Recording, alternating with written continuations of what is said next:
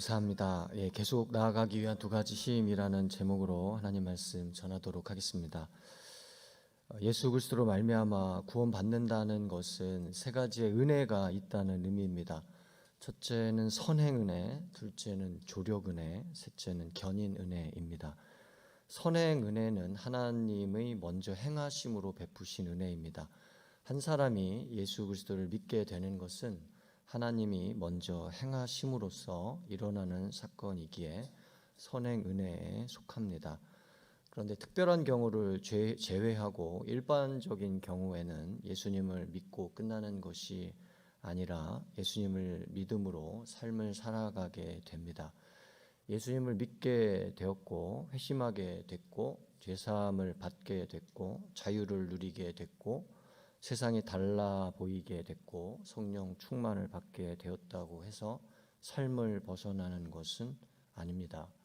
현실 속의 삶은 여전히 살아가야 하고 살아내야 하는 것으로 그 사람 앞에 있으며 그 사람은 땅을 딛고 걸어가는 한 인간으로서 시간과 세월을 살아야 하는 한 인간으로서 그 땅을 딛고 걸어가야 하고 그 시간과 세월을 살아가야 하는 것입니다.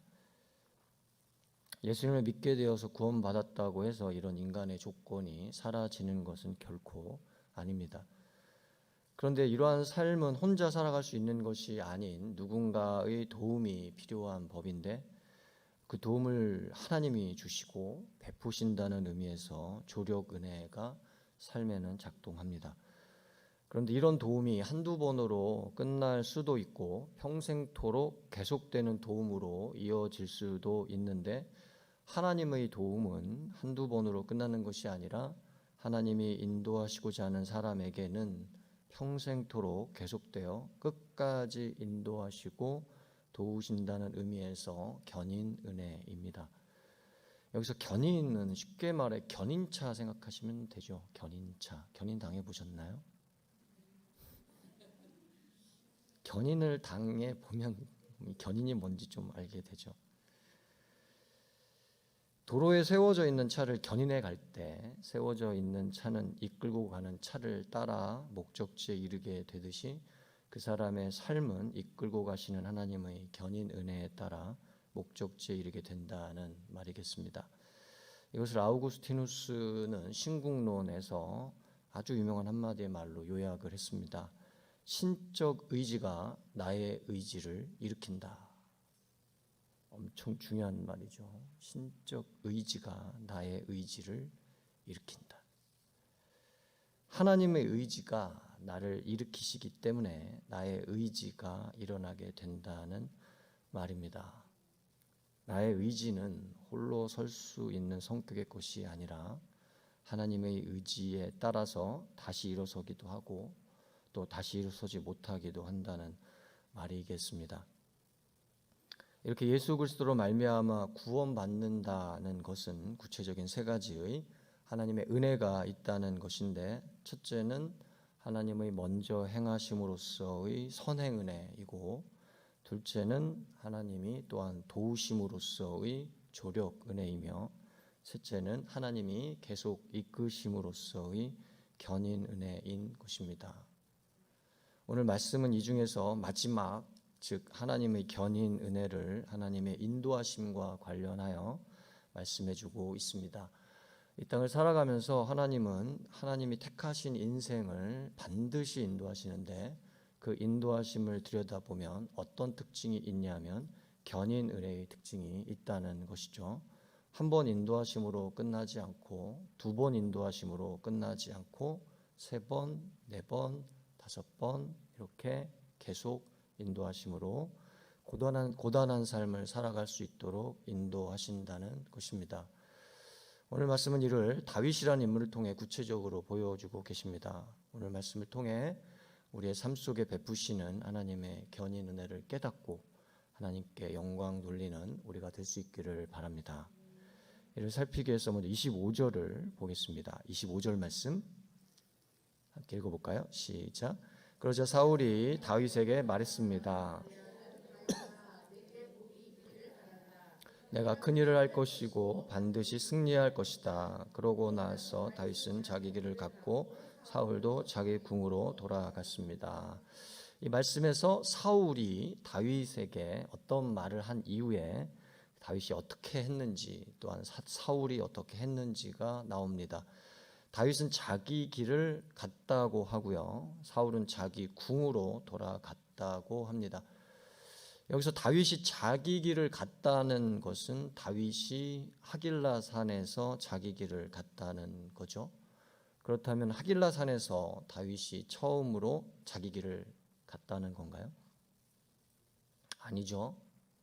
다윗이 자기 길을 가기 시작한 것은 이미 사울 왕의 식사 자리를 비운 곳 기브아, 이 기브아라는 장소에서 시작된 것이기 때문입니다. 이게 처음이 아니죠.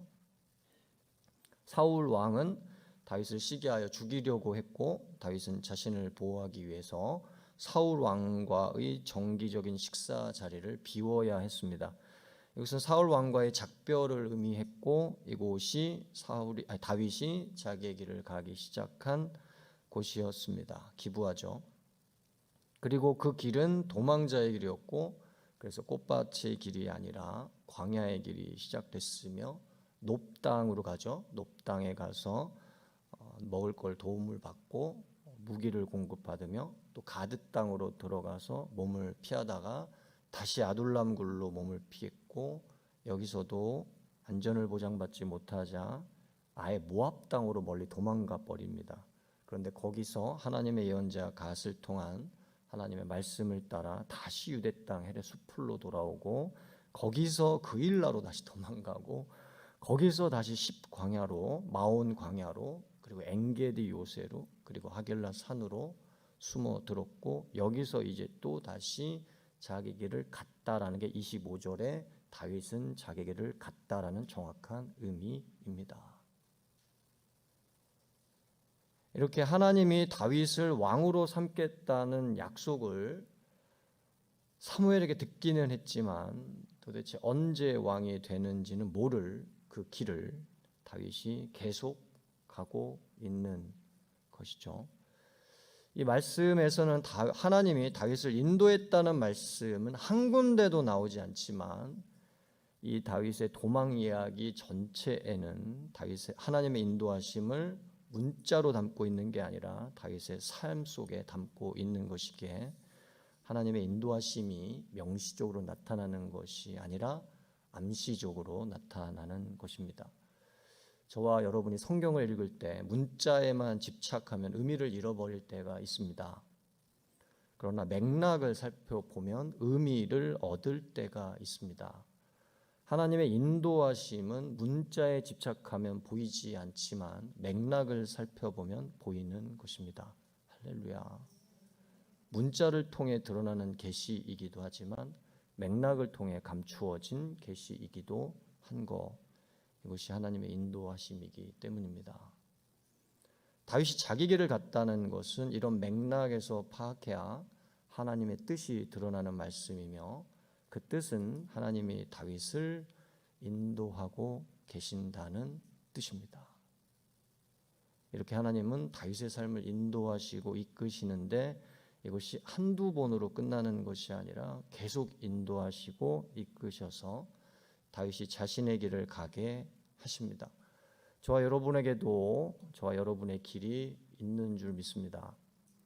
그 길이 평탄한 길이 아닐 수 있어요. 다윗과 같이 조금 실만하면 누군가 쫓아와서 피해야 하고, 또 조금 실만하면 누군가 쫓아와서 피해야 하는 도망의 길일 수 있고, 그래서 대단히 고단한 길일 수 있습니다.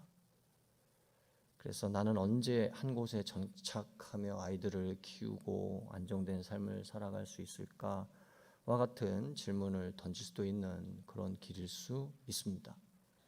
그래서 그 길이 나를 지치게 할 수도, 심지어는 더 이상 그 길을 걷고 싶지 않을 수도, 그 길을 걸을 힘이 없을 수도 있습니다. 그러나 그래도 계속 가십시오. Keep going.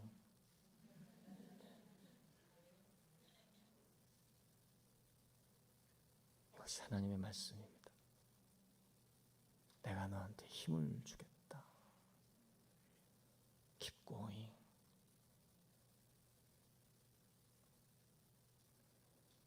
하나님 말씀하시는 거예요. 내가 너를 인도하고 있다.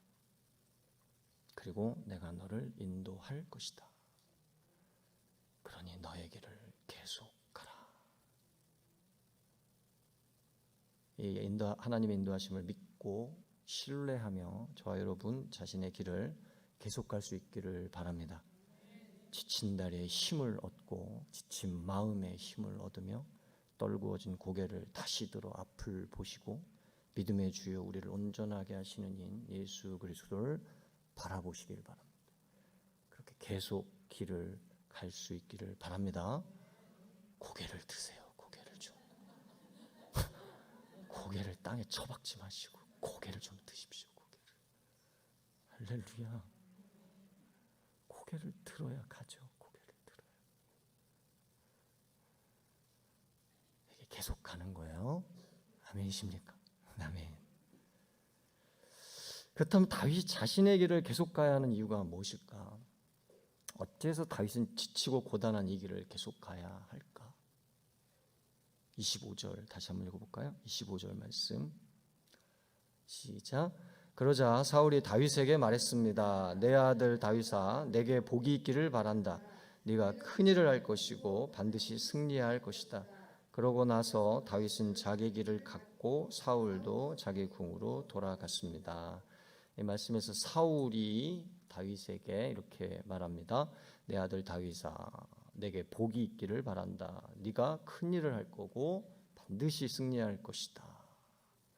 사울이 다윗을 축복하는 말입니다. 다윗을 도망자로 만든 장본인이 사울인데 그 사울의 입에서 다윗을 저주하는 말이 아니라 다윗을 축복하는 말이 나온 것입니다. 다윗 입장에서는 이 말 듣고 이런 생각이 들 수도 있었을 것 같습니다. 세상 살다 별일 다 있네. 기존엔 나를 기어코 죽여버리겠다던 사람의 입에서 나를 축복하는 말 듣다니. 그런데 사울 왕의 이 말에는 두 가지의 사실이 담겨 있겠죠. 하나는 여전히 다윗이 사울 왕국의 위협이 된다는 사실과 또 하나는 그럼에도 다윗을 인정할 수밖에 없다는 사실입니다. 전자의 사실은 다윗을 제거해야 하는 근거가 되고 후자의 사실은 다윗을 축복해야 하는 근거가 됩니다. 다윗을 저주해봤자 그 저주대로 되는 것은 아니기 때문입니다. 사람들의 저주에 겁먹지 말고 쫄지 마십시오. 그대로 되는 거 아니에요. 할렐루야. 너무 쉽게 쫄아요. 고개를 드시라니까요. 그렇게 쉽게 쫄면 안 돼요. 계속 걸어갈 사람은. 그렇죠? 그렇게 막 쉽게 기가 팍팍 꺾이고 쉽게 쫄면 안 된다니까요. 맷집 있어야 돼요. 네. 근데 이 말씀은 후자의 부분이 드러나는 거죠. 즉 그렇게 죽이고 싶은 다윗이라 할지라도 인정할 건 인정할 수밖에 없다는 겁니다. 이게 뭐죠? 바로 다윗이 큰 일을 할 거라는 걸 인정할 수밖에 없다는, 반드시 이 싸움에서 승리할 거라는 말이겠죠. 사울 왕도 다윗이 큰 일을 할 것임을 알았다는 것이고 또한 이 쫓고 쫓기는 추격전에서 승리할 것이라는 것도 알았다는 겁니다. 그런데 이 사울의 말에서 중요한 게 시제예요. 시제. 지금 사울이 하는 말은 과거 시제인가요? 현재 시제인가요? 미래 시제인가요? 미래 시제입니다. 조금 국어를 하니까 어려워지는 건 아니죠? 네, 미래 시제입니다. 이전에 그랬다는 것이 아니고 지금 그렇다는 것이 아니고 앞으로 그럴 것이라는 말입니다. 다윗이 큰일을 했다는 것이 아니고 큰일을 하는 것도 아니고 큰일을 할 것이라는 말입니다. 다윗이 승리했다는 것이 아니고 승리하고 있는 것도 아니고 승리할 것이라는 말입니다. 그렇다면 이 일들이 과거도 아니고 현재도 아니고 미래라면 지금은 어떻다는 거죠? 아직 아니라는 거죠. 지금은 다윗이 아직 큰일을 한 것이 아니고 현재는 다윗이 아직 승리를 한 것도 아니라는 것이죠. 이게 바로 다윗의 지금이었고 다윗의 현재였으며 다윗의 오늘이었습니다. 그것은 아직이에요. 바로 이게 다윗이 계속 길을 가야 하는 아주 중요한 이유였습니다. 다윗에게는 하나님의 미래가 분명히 있어요, 없어요? 있지만 이건 하나님의 미래이기 때문에 지금은 다윗에게 있어서 아직입니다. 따라서 어떻게 해야 되죠? 계속 가야죠. 이것밖에 길이 없어요. 예수님을 볼까요? 예수님이 이 땅에 오신 거 한 가지 이유 때문입니다. 그것은 십자가에 죽기 위해서입니다. 이를 위해 예수님이 하신 것이 뭐죠? 길을 가신 거예요. 딴 거 한 게 없어요. 길을 가신 겁니다. 명확해요. 누가복음은 이를 굉장히 잘 보여주는 복음서예요. 누가복음. 즉 갈릴리에서 예루살렘을 향한 여정을 가장 잘 보여주는 복음서가 누가복음인데 9장 51절에 이렇게 기록하고 있어요. 제가 읽어볼게요. 예수께서 승천하실 때가 가까이 오자. 이 9장 51절은 굉장히 중요합니다. 누가복음에서 예수께서 승천하실 때가 가까이 오자 예루살렘으로 가실 것을 굳게 결심하셨습니다. 이 말씀에서 예수님은 예루살렘으로 가실 것을 굳게 결심하셨다고 나옵니다. 이건 예루살렘에 도착했다는 말이 아닙니다. 이건 예루살렘으로 가실 것이라는 말입니다. 그렇다면 예수님의 지금은 아직 도착하지 않은 지금입니다. 그래서 예수님은 이 아직의 때에 어떻게 하시죠? 예루살렘으로 가실 것을 굳게 결심하십니다. 예루살렘에 가실 것을 굳게 결심하셨다는 건 예루살렘에 이를 때까지 예루살렘의 의로의 길을 계속 가시겠다는 말씀입니다. 이것이 예수님의 결단이셨습니다. 우리도 예수님을 따라 이런 결단이 필요합니다. 이런 결심이 필요합니다. 어떤 결단이고 어떤 결심인가요? 길을 계속 가겠다는 결단이며 결심입니다. 왜 이런 결단과 결심이 필요합니까? 지금이 아직이기 때문이에요. 오늘이 아직이 오늘이기 때문입니다. 현재가 아직의 현재이기 때문입니다. 사랑하는 여러분, 우리는 아직 끝에 이른 것도 아니고요. 우리는 아직 길을 다 간 것도 아니고요. 우리는 아직 경주를 다 마친 것도 아닙니다. 이걸 명심할 수 있기를 바랍니다. 우리는 지금 어디를 살고 있죠? 아직의 곳을 살고 있고요. 우리는 어떤 때를 살고 있죠? 아직의 때를 살고 있어요. 오늘은 아직의 오늘임을 명심할 수 있기를 축복합니다. 그러므로 계속하십시오. 그렇다면 다윗은 이 아직이라는 이 지금을 자기에게를 계속 나아가기 위해서 어떻게 하는가? 다윗은 아직이니 오늘의 이 시간을 자기에게를 계속하기 위해서 어떻게 하는가? 하나님은 다윗으로 하여금 이 길을 계속 가기 위해서 어떤 일을 하시는가? 두 가지를 보겠습니다. 오늘 말씀 두 가지. 첫째, 13절 말씀 함께 볼까요? 13절 함께 읽어보겠습니다. 시작. 그러고 나서 다윗은 건너편으로 가서 멀리 떨어진 산꼭대에 섰습니다. 사울의 진영과는 거리가 꽤 멀었습니다. 이 말씀에서 다윗은 건너편으로 갔다고 합니다. 왜 건너편으로 갔을까요?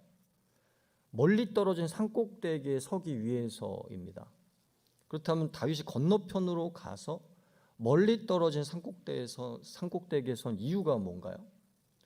사울의 진영과 거리가 꽤 멀었다라는 말씀에 그 대답이 있습니다. 다시 말해 다윗은 등산하기 위해서 또 자기 체력 관리하기 위해서 또는 자기 부대를 훈련하기 위해서 산꼭대기에 선 것이 아니라 사울의 진영과 거리를 두기 위해서 건너편으로 간 것이고 멀리 떨어진 산꼭대기에 선 겁니다. 그렇다면 왜 사울의 진영과 거리를 뒀을까요? 무엇 때문에 사울의 진영과 거리를 뒀나요? 뭐죠? 어렵지 않아요. 쉬워요. 복잡하지 않아요. 간단합니다. 간단데스. 간단해요. 뭐죠? 자기를 지키기 위해서죠. 자기를 보호하기 위해서입니다. 따라서 이 말씀에서는 무엇이 다윗을 지키고 보호하고 있나요? 다윗의 무기였나요? 아닙니다. 다윗의 600명 정예 부대였나요? 아닙니다. 뭐였죠? 사울과의 거리예요. 손자병법에는 싸움에서 이기는 장수가 다스려야 하는 4가지가 나옵니다. 하나는 치변, 즉 변화를 다스리는 거, 또 하나는 치기, 즉 사기를 다스리는 거, 또 하나는 치력, 체력을 다스리는 거, 마지막 치세, 형세를 다스리는 것인데 이 중에 다윗은 현재 치세를 하는 거예요. 산꼭대기라는 지형을 이용하여 확실하게 거리를 두고 있기 때문입니다. 그런데 이것은 손자병법에서 말하는 싸움의 승리를 위해서가 아니라 뭘 위해서? 자신의 보호를 위해서라는 것이죠. 이것을 보면 싸움의 승리만이 아니라 자신을 보호하기 위해서도 치세의 이치는 대단히 중요한 거예요. 그리고 이것이 다윗으로 하여금 계속 자기 길을 갈 수 있도록 해준 첫 번째 요소입니다. 어떻게 다윗은 자신의 길을 계속 갈 수 있었나요? 거리를 통해 자신을 지켰기 때문이에요. 어떻게 다윗은 아직인 지금을 자신의 걸음으로 계속 갈 수 있었나요? 거리를 통해 자신을 보호했기 때문입니다. 저와 여러분도 거리를 갖기를 축복합니다. 거리 두기는 엄청나게 중요한 거예요. 뭐에 있어서? 자기를 지키는 데 있어서. 거리 두기는 엄청나게 중요한 거예요. 뭐에 있어서? 자기를 보호하는 데 있어서. 여러분이 거리 두기를 실패하면 자신을 못 지킬 수 있어요. 여러분이 거리 두기를 실패하면 자신을 보호하지 못할 수 있어요.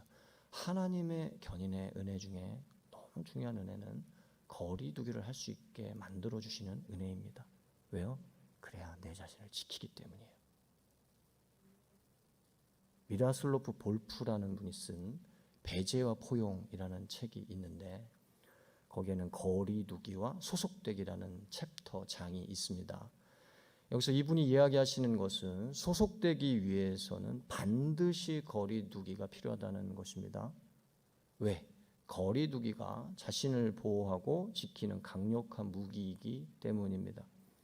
이렇게 자신을 지키지 못하면 이 사람은 어디에도 소속될 수 없다는 겁니다. 가정에 소속되기 위해서는 뭐가 필요하죠? 가정을 해치는 요소들과 반드시 거리두기가 필요합니다. 교회에 소속되기 위해서는 무엇이 필요합니까? 교회를 해치는 요소들과 거리두기가 필요합니다. 국가에 소속되기 위해서는 뭐가 필요하죠? 국가를 해치는 요소들과 거리두기가 필요합니다. 예수님에게 소속되기 위해서는 뭐가 필요합니까? 예수님과 멀어지게 하는 요소들과 거리두기가 필요합니다. 하나님에게 소속되기 위해서는 뭐가 필요하죠? 하나님과 멀어지게 하는 요소들과 거리두기가 반드시 필요해요. 이렇게 소속되는 것은 거리두는 것이며 거리두는 것은 소속되는 것입니다. 그런데 만일 어딘가에 속하기를 원하면서 거리두기를 못한다면 그 사람은 어디에도 속할 수 없는 사람이 되고야 맙니다. 이를 잘 보여주는 게 이스라엘 역사죠. 하나님은 이스라엘 백성들에게 끊임없이 한 가지의 거리두기를 요청했어요. 뭐요? 이방 신들과 우상 숭배, 거리를 반드시 둬야 된다. 없애는 게 아니야. 너희가 거리를 둬야 돼. 없어지는 거 아니야. 역사의 끝까지 없어지지 않아. 공존하는 거거든. 어떻게 해야 돼? 너희는 거리를 둘 줄 알아야 돼.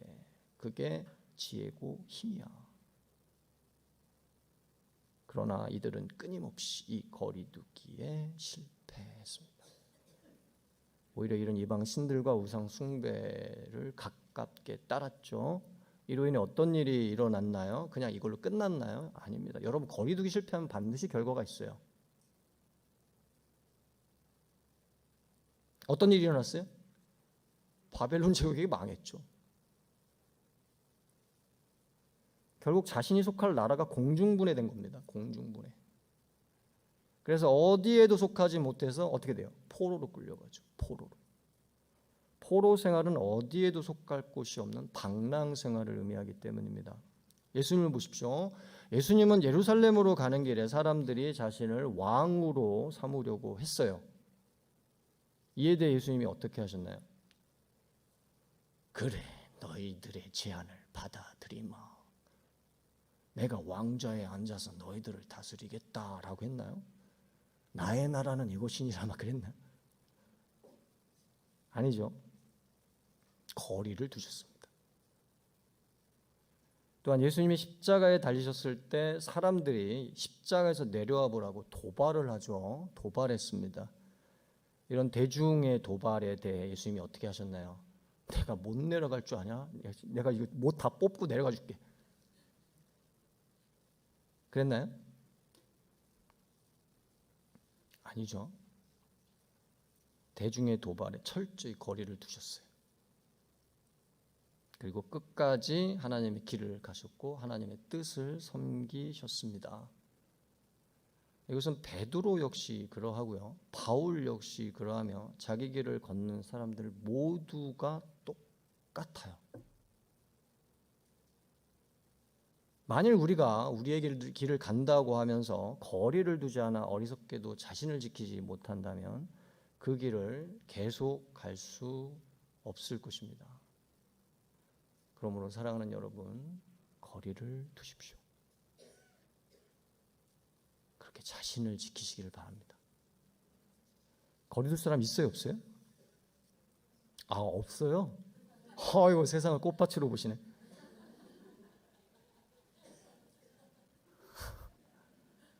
세상을 분별 있게 봐야죠. 우리는 세상을 꽃밭으로 보는 사람들이 아니거든요. 하나님도 그렇게 우리의 눈을 헷가닥하게 만드는 분이 아니시고, 세상은 꽃밭이 아니죠. 세상은 꽃밭과 가시밭이 같이 있고, 꽃 같은 사람과 가시 같은 사람이 같이 있죠. 없어지지 않습니다. 벗어날 수 없어요. 어떻게 해야 돼요? 거리를 둬야 된다니까요. 왜? 내 자신을 지키고 내 자신의 길을 계속 걸어가려면. 그렇게 하나님의 인도하심을 받기를 축복합니다. 이게 첫 번째, 아직의 시간에 계속 길을 걸어가는 데 있어서 중요한 것보다 거리를 통해서 자신을 지키는 것이다. 두 번째, 14절 말씀. 14절 함께 읽어볼까요? 시작. 그가 사울의 군대와 네레 아들 아브넬에게 소리쳤습니다. 아브넬아, 내게 대답하여라. 그러자 아브넬이 대답했습니다. 왕에게 소리치는 녀석이 누구냐? 이 말씀에서 사울 진영과 거리를 확보한 다윗은 사울의 오른팔격인 아브넬 장군에게 소리칩니다. 아브넬아, 나에게 대답하여라. 이 소리를 듣고 잠에서 깬 아브넬이 왕에게 소리친 녀석이 누구냐고 대꾸를 합니다. 그런데 다윗이 왜 그냥 가지 않고 거리를 확보한 후에 아브넬을 불렀을까요? 아브넬이 전투력이 약한 사람이 결코 아니거든요. 아브넬이 굉장한 장수예요. 전투력이 상당한 장수란 말이에요. 왜 잠자는 호랑이의 코털을 건드리는 걸까라는 질문이 들죠. 왜 그랬을까요? 왜 아브넬을 불렀을까요? 15절 말씀. 15절 함께 읽어볼까요? 시작. 다윗이 아브넬에게 말했습니다. 너는 용사가 아니냐? 이스라엘에 너만한 사람이 또 어디 있느냐? 어떻게 내 주인인 왕을 지키지 못하느냐? 누군가 내 주인인 왕을 죽이러 들어갔었다. 이 말씀에서 다윗은 아브넬에게 한 가지를 말합니다. 어떻게 네 주인인 왕을 지키지 못하느냐? 무슨 말이죠? 아브넬의 임무는 자신의 왕인 사울 왕을 외부의 침입으로부터 지키는 거라는 거죠. 그런데 이 임무를 성공했습니까? 실패했습니까? 실패했다는 거예요. 아브넬에게 누명을 뒤집어 씌우는 건가요? 아니죠. 어떻게 이걸 알려주죠? 16절 함께 읽어볼까요? 시작. 너는 제대로 책임을 다하지 못했다. 여호와께서 살아계심을 두고 맹세하는데 너와 내 군사들은 죽어 마땅하다. 내가 여호와께서 기름 부으신 내 주를 지키지 못했으니 말이다. 자, 왕의 머리맡에 있던 창과 물통이 어디 있는지 똑똑히 보아라. 이 말씀에서 다윗은 아브넬이 자기 책임을 다하지 못해 죽어 마땅하다고 하면서 한 가지를 보여줍니다. 그건 자신이 가지고 나온 사울 왕의 창과 물통입니다. 사울 왕의 머리맡에 있어야 하는 창과 물통이 자신의 손에 들려 있는 거죠. 따라서 이 창과 물통은 사울 왕을 보호하는 보호막이 완전히 뚫려버렸다는 걸 확실하게 보여주는 물증이었습니다. 완전 뚫려버린 거예요. 이거 뺏기면 안 되는 거였거든요. 근데 보호막이 완전히 뚫려서 그냥 뺏어온 거죠. 동시에 4분의 1의 임무가 실패했음을 보여주는 확실한 물증이었습니다. 이를 통해 지금 다윗이 뭘 하고 있나요? 사태의 진실을 말하고 있죠. 그렇죠? 아브넬은 임무 수행에 실패했다는 진실, 그리고 창과 물통이 자신의 손에 들려 있다는 걸 통해 진실을 말하고 있는 겁니다. 17절 말씀 읽어보겠습니다. 17절 시작. 사울이 다윗의 목소리임을 알아듣고 말했습니다. 내 아들 다윗아, 네 목소리가 아니냐? 다윗이 대답했습니다. 그렇습니다. 내 주 왕이시여. 이 말씀에서 사울 왕이 다윗의 목소리를 듣고 다윗을 알아봅니다. 이에 다윗이 자신의 말을 이어가죠. 18절 말씀 함께 읽겠습니다. 시작. 그리고 이어 말했습니다. 왕께서는 왜 종을 잡으러 다니십니까? 내가 무엇을 잘못했기에 내 손으로 저지른 죄악이 무엇이기에 그러시는 겁니까? 이 말씀에서 다윗은 사울 왕에게 한 가지를 묻습니다. 사울 왕이시여, 내가 당신에게 무슨 잘못을 했다고 나에게 이러는 것입니까? 이것은 자신이 사울 왕에게 잘못을 한 적이 있다 없다? 없다는 반문이죠. 이건 진실입니까? 거짓입니까? 진실이죠. 진짜라니까요. 사울 왕에게 해코지를 한 적이 없어요. 다윗이 자기 임무를 충실하게 수행을 했던 사람이잖아요. 사울 왕을 위해서. 진실이거든요. 안 한 걸 했다고 한 사람이 아니고요, 한 걸 안 했다고 한 사람이 아니란 말이에요. 지금 다윗이. 19절 말씀 함께 읽어볼까요? 19절 시작. 이제 내 주 왕께서는 종의 말을 들어주십시오. 만약 왕더러 나를 치라고 하신 분이 여호와이시라면 기꺼이 그분의 제물이 되겠습니다. 그러나 사람이 그렇게 했다면 그들은 여호와 앞에서 저주를 받을 것입니다. 그들은 내게 가서 다른 신들을 섬겨라 하고 말하며 나를 내쫓고는 나를 여호와의 기업 안에 있지 못하게 하고 있습니다. 이 말씀에서 다윗은 사울 왕에게 종의 말을 들어보라고 합니다. 종의 말을 들어보십시오. 그 말은 이렇습니다. 나를 죽이는 것이 하나님의 뜻이라면 기꺼이 그 뜻을 받아들이겠습니다. 그런데 이것이 사람들의 음모와 계략이라면 이건 받아들일 수 없다는 거죠. 그런데 지금까지 자신이 겪은 일은 한 가지를 말해주는데, 그것은 사울 왕 주변의 사람들이 자신을 음해하여 내쫓았다는 겁니다. 질문, 이건 진실입니까? 거짓입니까? 진실이죠. 꾸며낸 얘기입니까? 지금 다윗이 꾸며낸 얘기 아니에요. 겪은 얘기, 실제 일어난 얘기입니다. 진실이요. 23절 말씀 우리 함께 읽어볼까요? 23절 시작. 여호와께서는 의롭고 신실한 사람에게 상을 주십니다. 여호와께서 오늘 당신을 내 손에 넘겨주셨지만 나는 여호와께서 기름 부으신 왕에게 손을 대지 않았습니다. 이 말씀에서 다윗은 하나님께서 사울 왕을 자신에게 넘겨줬지만, 기회를 주셨지만 자신은 왕에게 손을 대지 않았다고 합니다. 질문, 이건 진실입니까? 거짓입니까? 진실이죠. 진짜 그랬잖아요. 지금 다윗은 사울 왕에게 자신의 변론을 하고 있는 건데, 이 변론들을 하나하나 보면은 자신이 사울 왕에게 무슨 잘못을 했는가, 사람들이 자신을 음해했다, 자신은 사울 왕에게 손대지 않았다를 기반으로 변론이 이루어지고 있어요. 이 세 가지는 모두 다 거짓을 기반으로 하는 건가요? 진실을 기반으로 하는 건가요? 진실을 기반으로 하는 거죠. 따라서 지금 다윗이 자신을 변론으로 지키게 하는 것은 뭐예요? 거짓이 아니라 진실입니다. 그리고 이것이 다윗으로 하여금 계속 자기 길을 갈 수 있도록 해준 두 번째 대단히 중요한 요소입니다. 어떻게 다윗은 자신의 길을 계속 갈 수 있었나요? 진실을 통해 자신을 지켰기 때문입니다. 어떻게 다윗은 아직인 지금을 자신의 걸음으로 계속 갈 수 있었나요? 진실을 통해 자신을 보호했기 때문입니다. 사랑하는 여러분, 정말 명심해야 될 거 있어요. 거짓을 통해서는 자신을 지킬 수가 없다는 거예요. 거짓말하면 지켜질 것 같죠, 근데. 진실은요, 반격의 힘이 있어요. 뭐에 대한? 거짓에 대한. 반드시 언젠가는 반격합니다.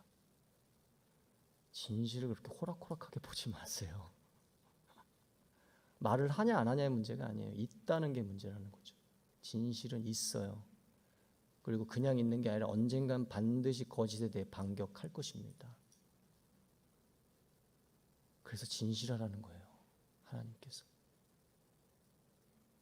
그리스도인들이 너무 거짓말을 자주 하고 많이 하는 것 같아요.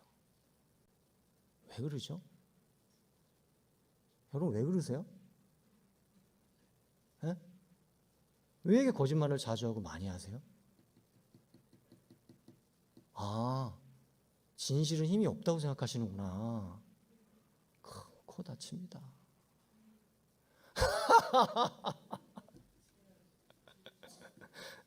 죄인이라 그래요? 죄인은 거짓말해도 되나요?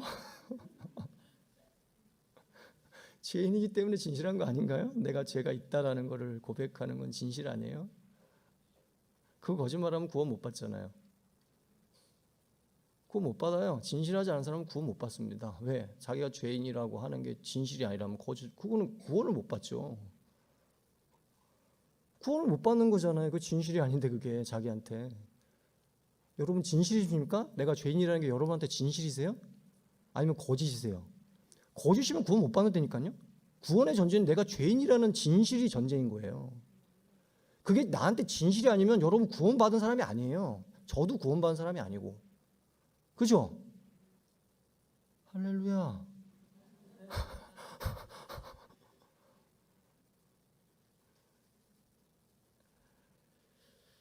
어떤 분이 저에게 이런 말 한 적 있어요. 그리스도인입니다.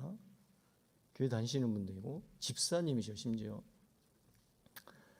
제가 굉장히 깜짝 놀랐는데, 목사님, 전 진실에는 관심이 없습니다. 누구인지는 알려고 하지 마세요. 저만 알고 있을 테니까. 제가 이 말 듣고 한 가지를 깨달았어요. 이분은 계속 길 가기 어려우시겠다. 왜? 진실에 관심이 없기에 진실을 통해 자신을 보호하지 못할 것이기 때문에 그래요. 진실은 우리를 보호하는 막강한 힘이 있습니다. 할렐루야. 하나님은 우리를 어떻게 보호하세요? 진실을 통해 보호하세요. 자신을 보호하지 못하는 사람은 자신의 길을 걸어갈 수 없습니다. 자신의 길을 걸어가야 하는 그 자신이 무너지기 때문이에요. 사랑하는 여러분, 거짓은 우리 자신을 보호해 주지 않습니다.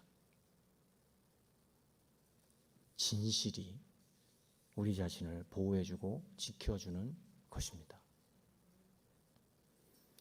진실을 통해 자신을 지킴으로써 계속 길을 걸어갈 수 있기를 축복합니다. 말씀 맺겠습니다. 하나님은 견인 은혜를 베푸신다는 거예요. 견인 은혜의 핵심은 계속 길을 가게 하신다는 겁니다. 어째서 계속 길을 가게 하실까? 어째서 계속 길을 가야 하는 것일까? 오늘이 아직이기 때문에, 지금이 아직이기 때문에, 현재가 아직이기 때문에. 그렇다면 어떻게 이 아직의 오늘을 계속 걸어갈 수 있을까? 딱 두 가지 힘을 가져야 된다는 거예요. 첫 번째, 거리의 힘. 그래야 자기 자신을 지켜요. 둘째, 진실의 힘. 그래야 자기 자신을 지킵니다. 이렇게 저와 여러분이 우리 자신을 잘 보호하고 지키시면서 주님께서 맡겨주시고 가라 하신 길을 끝까지 갈 수 있기를 축복합니다.